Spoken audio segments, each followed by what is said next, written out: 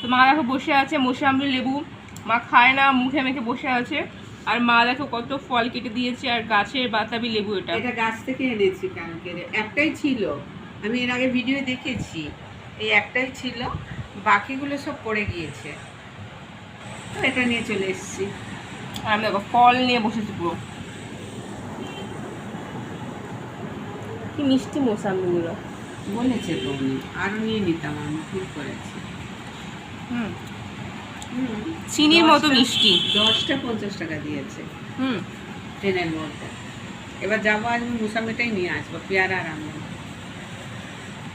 পেয়ারাটা অনেক খাওয়া হচ্ছে না, প্রচুর পেয়ারা খাওয়া, তবে আনতে হবে, ক্যালসিয়াম জাতীয় জিনিস সবই আনতে হবে, খাবো না কোনো কথা নেই।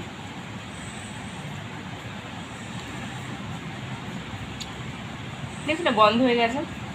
ভালো করে রস ভর্তি, চিনির মতো মিষ্টি। সারা ব্যাগে ছিল না, এক একটা হয়ে গেছে ব্যাগে ব্যাগে।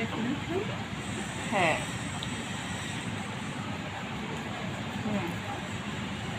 চিনির মতো মিষ্টি। এটা নাকি আগে করা স্টোরের লেবু বললো তো, এখন করা লেবু নয়, স্টোরের লেবু,